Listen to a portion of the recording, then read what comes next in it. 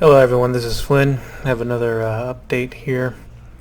In this video I'll show you how I implemented throwing tokens on the board next to your creature or monster after they perform an action of some kind. Now, I thought of a lot of ways to handle this, but I wanted to make it still more like I'm simulating a tabletop game, right? So in a tabletop game, if I did something with one of my models, we could all just remember that I had performed an action recently, or I could put a token next to it to show that I had done something with that creature sometime during this phase. Like during the movement phase, I do plan on having me make a movement and then my opponent make a movement, and we just go back and forth. One thing though is, like, if you don't keep track of somehow what monster had made a movement recently, you might forget it, and I'm thinking one way to solve that issue is to throw a token on there to signify that it has moved or not. Now in a video game, I am making a video game, but I mean I could have done, I could have grayed out or darkened the model to make it look like it's you can't activate it, or I could do other things to visualize in a video game, and I still might do that since I am making a video game, but I do want the for the most part the experience to be very close to how it would be playing on an actual tabletop. So that's why I'm kind of going against that and going toward maybe the token idea, and I'll show you what I'm talking about right now. I'm going to press play here. And so these are my 2-player 1 orcs, and these are my 2-player 2 orcs. Alright, so I'm going to make a movement here. Boom. And then that will automatically spawn and drop next to that little orc. Okay? And I can end my movement phase. I've ended my movement phase. I believe I have.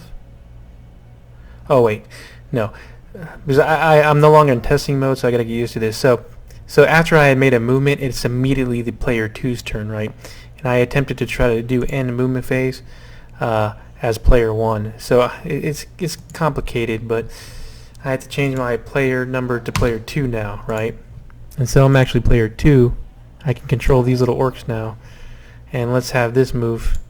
And look, that guy has now a red token next to it too. So as of right now, as you're playing this game, you're like, hey, what had made a movement? What had done something recently during this movement phase?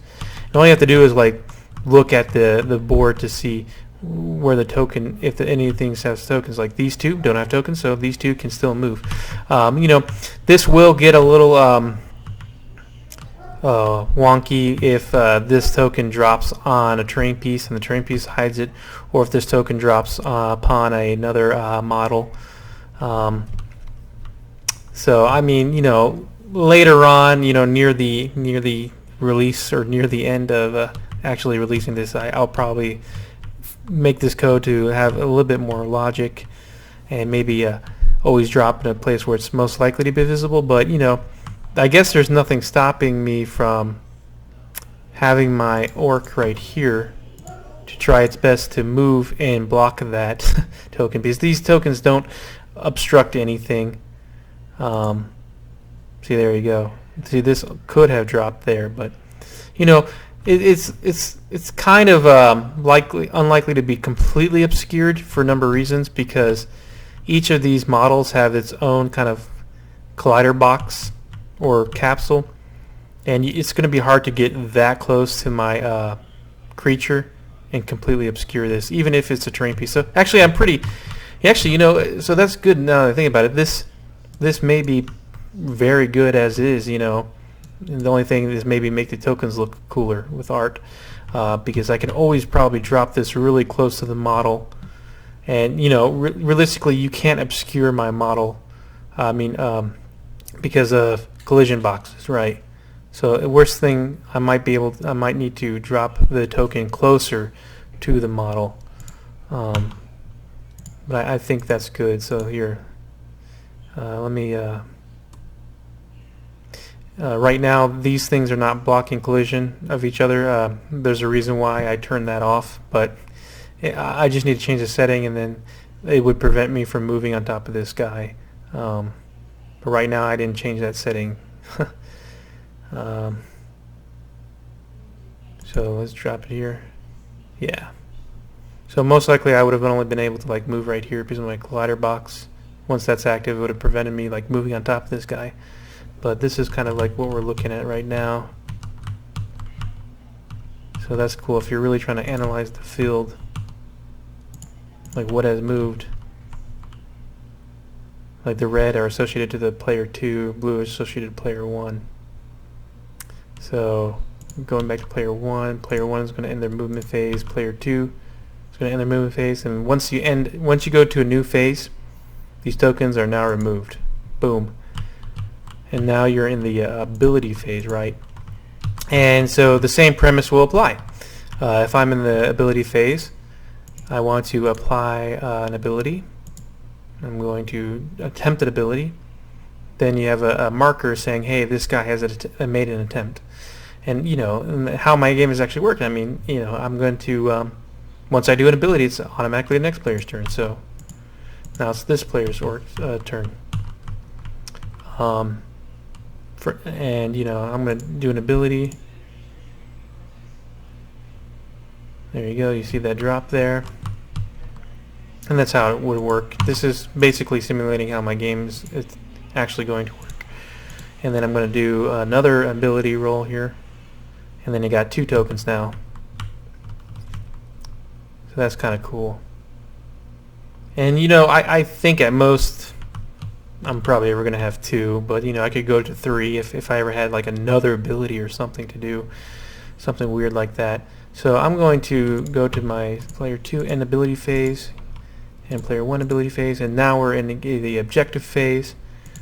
So player 1 is going to attempt to harvest this mana well, and then you get to see here that this player has done an action. It's pretty cool. Go to player 2 now. Can player 2 even do anything? Yeah. I'm going to grab an objective, grabs it, and you have a symbolic, you know, token saying, hey, this creature has performed an action. So I'm liking this actually. You know, it gets you more the feeling that this is actually a tabletop game instead of just a typical video game. But I'm really trying to you know, not overdo it on the visuals here. Like this range here, I think, you know, like this range graphic is necessary. And when I click this, or let's see what for this guy here, see, just going back to player 1, I know that this thing has already moved, and then I know this one hasn't. This thing has already performed a grab objective. I know that this one hasn't yet. And so, but anyway, going back to what I was saying, like you kind of need these visuals to do something, to communicate to the player what the range is of their ability. Maybe there is another way to do it, but this is the most quick way I can think of. And it is a little bit kind of like a video game instead of like a tabletop game. If it's a tabletop game, what I would have done is I would do a measuring tool. You know, maybe that is something to think about later on too.